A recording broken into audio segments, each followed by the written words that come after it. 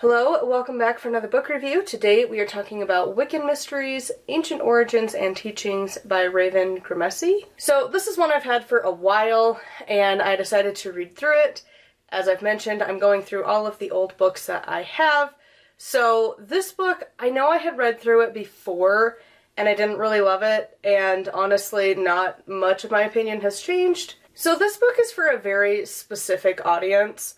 And I feel like the general population who wants to learn about Wicca, if you're interested in modern eclectic Wicca, this is not it for you. This is specifically about the old Wicca, Gardnerian, and like the early 1900s Wicca, like pre-Scott Cunningham, and people being like, you know, try what works for you, and a little bit more of the New Age, which you can tell the author has like a super big bias against in this book. And he tries, and he mentioned this in the beginning of the book, that there was a few points where like his reviewers of like when he was like beta reading this had to be like, bro, like take your opinion out. But you can still see traces of it, and I think there's just a certain point where authors' personal like beliefs can't be separated from their writing. And he has a big bias against the modern Wicca. And I put that in quotes because, I mean, Wicca really is modern. It might pull from ancient beliefs, but it is not an ancient religion. And this book does really try to present itself that it is the old teachings, but we can't confirm any of that. And a lot of the information in here, personally, I would want to double check a lot of the facts and things that he's presenting. It might be true, it might not be though. There is a lot of Wiccan history that is looked at with rose-colored glasses and is twisted around to fit the narrative. And so because of that, the historical side of this really makes me question a lot. Who is this author to say what our Neolithic ancestors would think about magic and deities and sex and how humanity existed and how babies were made and like the basics of existing? I don't think we really can guess what they thought, because it was a long time ago. And he really presents it as this is fact.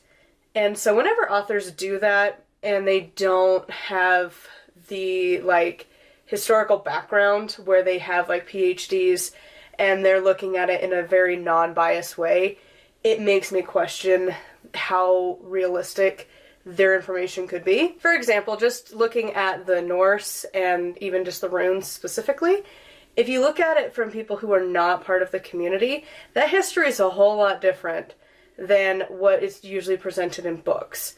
And so it's just one of those things. We'll never truly know the past. We don't have a time machine. So we only can guess. And a lot of the information in here is presenting facts from the past. They do feel a bit hand-picked. That's going to fit his narrative, which is fine. But again, it does make me question things, and I do want to research further if it was something I was interested in. Personally, I'm not Wiccan. I'm never planning to go back to Wicca. And the fact that he does have such a better-than-thou attitude towards the modern Wicca, and he does specifically name drop Scott Cunningham as the one that kind of facilitated that and started to urge people away from the initiation process. And he doesn't like that. He thinks you should be initiated and that it's a requirement. He's very old school Wicca, basically, in this book. And for some people, that's fine. Personally, I don't like that type of Wicca. I don't like that type of religion.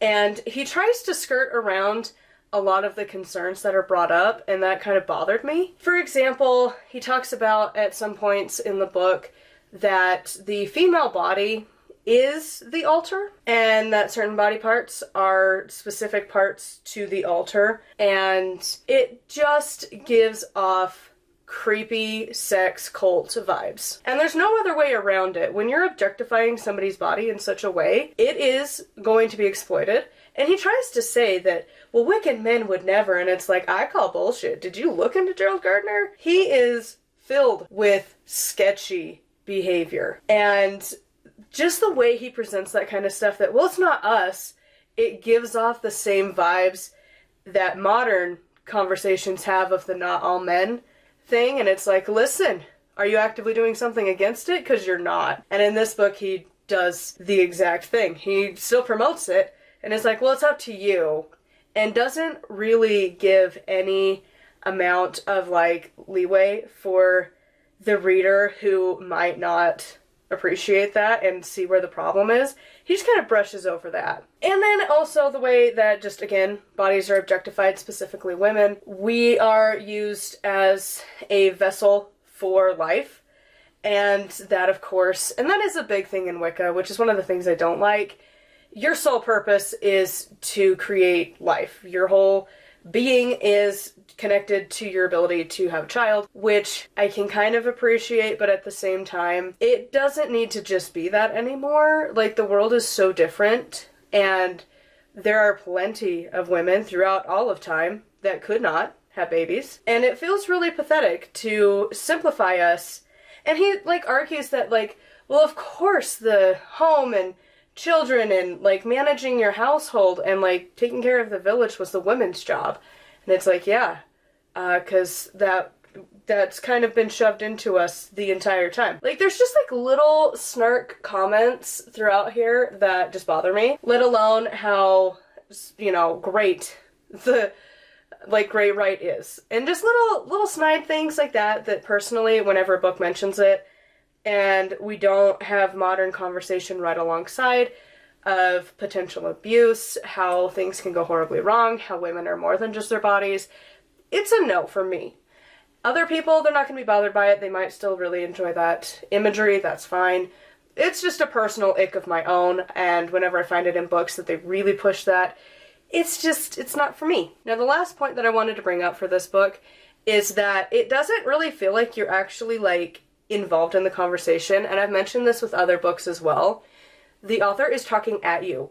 It is written as if it was, like, a college, like, entry essay or whatever, or like a final paper, where it's just presenting the information and it's just talking at the reader. You're not really involved in the conversation. He's just telling you all of this stuff. And some people might not mind that. I personally hate that writing style. Again, I feel like a book is written between the author and a individual reader, and when it's written in a way that it's supposed to just be presented as, like, a sermon to people, I just don't like it. And it really doesn't actually give you any, like, information. It mostly just tells you about stuff, but that's as far as it goes. It tells you the history of Wicca, supposedly, and it really does only focus on, like, Celtic Wicca specifically. A little bit here and there of, like, Greek, a little bit of Egyptian, but really Celtic. And you do need to have a little bit of background. I saw another review mention that as well. They weren't familiar with, like, King Arthur and all of those stories. And he does mention those, and it's like, I never thought about that. Like, that's one that I do know, but if you didn't know that, yeah, you'd be lost. He just presents the information just as is. There's no call out to how the reader could actually interpret this and use it in their own lives. He's just explaining stuff at you. And at the very, very, very end of the book, there's, like, a super brief, like, example ritual, and that's it. And the whole book just feels like he's just talking at you, and it's just a book to know a potential history, not even the, like, it's definitely his own bias for what could possibly be a history of Wiccan beliefs and how they've changed over time, because obviously the term Wicca and the collection that is Wicca is modern. And he does constantly say that it's the old ways, and some people don't always agree with that. I'm kind of in that band camp. We're making it modern. We're really neo-pagans. We're not, you know, we don't know what our ancient ancestors did. A lot of that has been erased and changed on purpose, and so it's kind of hard to piece together the past. And so it's just one of those things where it's like, it didn't feel like you got anything from this book. It was just really long, and it just kind of felt like one of those, like, lectures that you might go to that you leave and you don't feel like you learned anything, and you just got talked at for, like, hours, and then you just go about your life.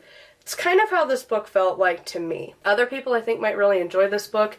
If you're interested in specifically his form of Wicca, I think it's more traditional. I don't know how closely he follows, like, Gardnerian, but it's definitely old school Wicca, thinking like 1950s-ish, that era of Wicca, not Scott Cunningham and beyond. Old school Wicca, there's a lot of his beliefs and his tradition, and it's presented as if it's kind of the only way. And again, just his tone towards other people's beliefs and the idea that you don't have to be initiated and that you can do what works for you, and just this looking down upon anyone who would believe that, it was an instant turnoff for me. But if you don't mind that, you want to learn about what kind of more traditional Wiccans typically might believe, this book might be good for you. But honestly, it's a no for me. I'm sticking it like a 3, simply because it's not the worst. It's personally just a topic I don't care about. And, I mean, keeping in mind the stuff, like, it's not bad. It's just not... I know it's not good for me. Let's put it that way. I don't know that other people are going to hate it as much as I do, especially if you're really into the Wicca, like, mindset, and you're not really open to eclectic Wicca or neo-paganism. Like, that's where it gets a little more complicated. So if you're into the more traditional Wicca, this book might be a great resource for you. If you're not into that, and you're not into, like, the fivefold kiss of definitely kind of creepy, and having the, like, initiation rites and stuff and rituals where the female body is the temple and definitely not creepy that the priest has to have sex with her, and the very colorful look at the past, stuff like that. If that doesn't bother you and you're okay putting the critical mind aside, this might be a great resource for you. But otherwise, I would not spend money on this one. So that's going to be it for this book review. I would love to hear your thoughts on this one in the comments down below. Huge thank you to my patrons. I'll have their names here on the screen. If you'd like to support me and get access to exclusive content, it is patreon.com/nightwillowcrafts. Make sure to like and subscribe. I post every single day. And until next time, thank you so much for watching, and blessed be.